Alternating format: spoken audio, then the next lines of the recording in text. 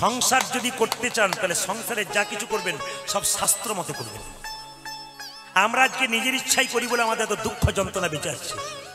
ভেবে নেবে, বাড়ি করতে গেলে দক্ষিণ দুয়ারি ঘরের রাজা। এইদিকে এইদিকে, বাড়ি করতে গেলে যারা জ্ঞানীজন শুনে নিন, খনা বলেছেন দক্ষিণ দুয়ারি ঘরের রাজা, পূব দুয়ারি তার প্রজা, পশ্চিম দুয়ারির মুখে ছাই, আর উত্তর দুয়ারির খাজনা নাই।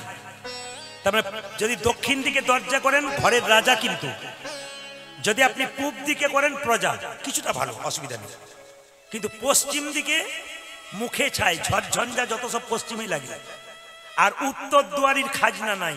উত্তর দিকে দরজা করলে আমি বলি না, খনা বলছে টাকা আসবে আর যাবে, থাকবে না, খাজনা দেবার পয়সা থাকবে না, এটা বোঝাচ্ছে খনা।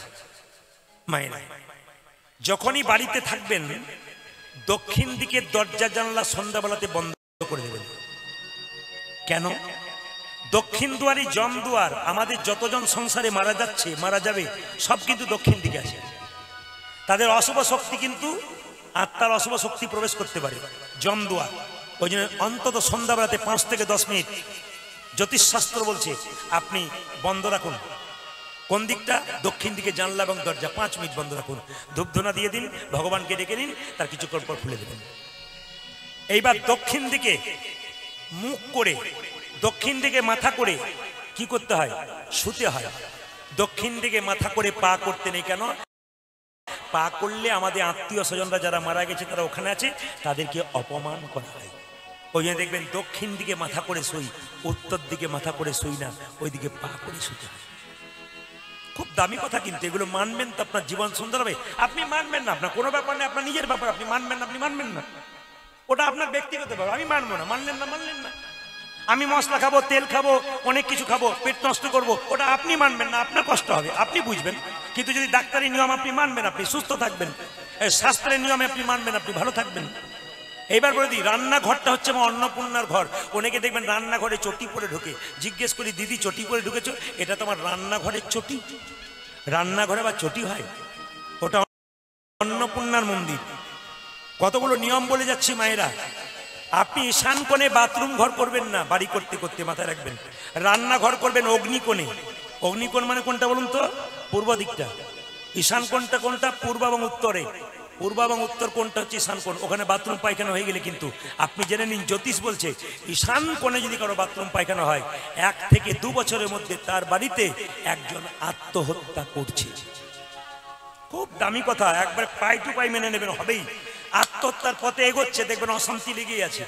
জ্যোতিষশাস্ত্র বলল, যদি কোনো মতে আপনার বাড়িতে ঈশান কোণে বাথরুম পায়খানা হয়ে গেছে, তাহলে আপনি এক কাজ করুন, মাসে মাসে 1 মাসে একটা পাথরের বাটিতে দোকান থেকে লবণ এনে রেখে দিন। প্রতি মাসে মাসে চেঞ্জ করুন। অন্তত মৃত্যুর হাত থেকে রেহাই পাবেন, বিপদ থেকে রেহাই পাবেন। আমি বলি না, জ্যোতিষশাস্ত্র বলছি। এই কথাগুলো মানবেন। আপনাদের বাড়িতে ছোট ছোট বাচ্চা আছে, বিপদ থেকে রক্ষা পাবেন, একটা ভালো শিক্ষা দিয়ে যাব। জেনে নিন, মা যশোদা যেটা করতে আপনারা করবেন কাল থেকে।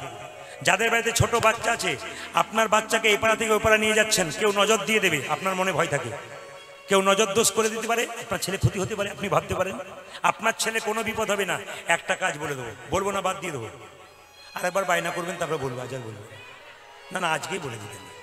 বাচ্চা ছেলেকে একটা কাজ করবেন, যশোমতি করতো। আপনারা কি করেন? বাচ্চার কপালে কাজলের ফোঁটা কিংবা গোবরের ফোঁটা দিয়ে দিন। কেন? যাতে বাচ্চাকে নজর দিতে না পারে।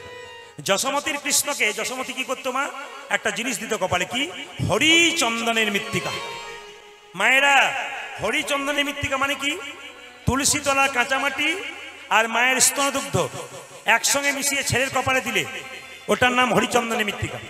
ওটা দিলে ছেলের কোনো বিপদ হবে না। বারবার শুনে একবার বলে দিই, তুলসী তলার কাঁচামাটি আর মায়ের স্তনদুগ্ধ একসঙ্গে মিশিয়ে ছেলের কপালে দিলে ছেলের কোনো বিপদ হয় না। আর একটা কথা বলি, আপনারা যদি ছেলেকে পারেন তাহলে একটা কাজ করবেন মায়েরা, সন্তানদের জন্য কিছু নীতি উপদেশ দেওয়া রইল। ছোট বাচ্চাদের জন্য মায়েরা যারা আছেন, নাতি থাক নাতনি থাক, আপনার ছেলে থাক মেয়ে থাক, মনে রাখবেন, সকালবেলায় ঘুম থেকে উঠে বাচ্চাকে আচার শেখান।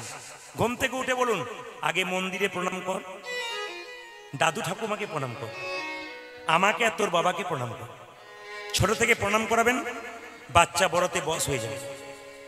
বাঘিনী তার বাচ্চাদের সাঁতার শেখায়, আগে বাঘিনী জলে নেমে যায়, তারপর বাচ্চা নামে।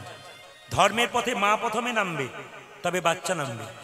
আপনি তুলসী গাছে প্রতিদিন জল দিন, এইদিকে এইদিকে এইদিকে, আপনি তুলসী গাছে প্রতিদিন জল দিন, একদিন অসুস্থ হয়ে বিছানায় শুয়ে থাকুন, আপনার বাচ্চাটা জল দিয়ে দেবে। জিজ্ঞেস করবেন তুই দিচ্ছিস, আপনার বাচ্চাটা জল দিয়ে দেবে। জিজ্ঞেস করবেন তুই দিচ্ছিস কেন, মা তুমি প্রতিদিন দাও, আমি দেখতে পাই, আজকে দেখলাম তুমি অসুস্থ, আমি দিয়ে দিলাম। তারপরে আপনি আচার শিখিয়ে দিচ্ছেন। বাবার কাছ থেকে বিচার শেখে, মায়ের কাছ থেকে বাচ্চা আচার শেখে। আর কি শেখাবেন মা? বাচ্চা ছেলেদের মোবাইল দেবেন না। বারবার বলবো, বাচ্চাদের হাতে মোবাইল দেবেন না। যদি দিয়েছেন, প্রদীপ পালের কথা জেনে রাখুন, আপনি আপনার বাচ্চাকে ধ্বংস করছেন। যেমন আমি একটা প্রমাণ দিয়ে দিই, আমার পাশের বাড়িতে একটা মেয়ে তার ছেলেকে প্রত্যেকদিন খাবার খাওয়ায়। আমি বারণ করেছি, কিন্তু বলছে আর উপায় নেই। কেন? ও তৈরি করে ফেলেছে। কি করে ফেলেছে? ও যখন খাবার খাওয়াবে, ভাতটা পোস্ত টোস্ত দিয়ে বেশ সুন্দর করে তৈরি করে ছেলেকে আবার খাওয়াবে, তখন বলে দিদি আমার বাচ্চাটাকে নিয়ে এসো তো। কোলে দেয়, নে খোকা খেয়ে নে। তার মানে কি বলুন তো? মোবাইলটা নিয়ে এসো তো দিদি। বলে কি করে? আগে কার্টুন দেখবি তবে আমার খোকা খাবে। ওই যে কার্টুন দেখে খাওয়া অভ্যাস করে দিয়েছেন, বড়তে তো বাচ্চা আপনার কার্টুন তৈরি হয়ে যাবে। একবারে পাক্কা কথা। এই দিকে তাকাবেন, রামকৃষ্ণ দেব বলেছেন বাচ্চার মনটা হচ্ছে কচি বাঁশের মতো, যেদিকে বাঁকাবেন সেদিকে বাঁকবে, বাঁশ মোটা হলে আর বাঁকবে না। শিক্ষা যদি দেবেন ছোটদের দিন, বড় হলে আর কোনো মতেই শুনবে না। চাণক্য দেব বলেছেন ছেলে মেয়েকে মানুষ করতে গেলে মায়েরা মনে রাখবেন যে 5 থেকে 15 পর্যন্ত ছেলে মেয়েকে শাসন, 5 বছর পর্যন্ত ছেলে মেয়েকে শাসন করবেন না, আদর করবেন, ভালোবাসবেন, কিছু ভেঙে দেবে কিচ্ছু বলবেন না। কেন? ওদের কোনো জ্ঞান নেই। 5 বছর পর্যন্ত চুপ, একবার কিচ্ছু বলবেন না। কিন্তু 5 থেকে 15 পর্যন্ত চাণক্যদেব বলেছে ছেলে মেয়েকে শাসনের চোখে রাখুন, নইলে ছেলে মেয়ে বিগড়ে যাবে। ছেলে মেয়ে যখন 15 পেরিয়ে যাবে, তখন বলেছে পুত্র মিত্র বদাচরেত, মানে কি? ছেলে মেয়ের সঙ্গে বাবা মায়ের সম্পর্ক হবে বন্ধুর মতো, নইলে ছেলে মেয়ে বিগড়ে যাবে। যখনই আপনার মেয়ের বয়স 16 পেরিয়ে গেল, যখনই আপনার মেয়ের বয়স, ছেলের বয়স 16 পেরিয়ে গেল, বন্ধু হয়ে গেলেন। মা যদি ছেলে মেয়ের বন্ধু না হতে পারে, যেমন এখানে মা তার ছেলের বন্ধু হয়ে গেছে, মাসি হোক আর যা হোক এখন হয়েছে, সেরকম বন্ধু হতে হবে। যদি বন্ধু হয়তো হয়, তাহলে কাজ আছে, মনের কথা জানতে পারবে। আর যদি দূরত্ব করেন, তাহলে অসুবিধা আছে। এই জন্য বারবার আপনাদের কাছে নিবেদন রাখলাম, মা তিলক যদি কেউ নিতে পারেন তাহলে খুব ভালো হয়।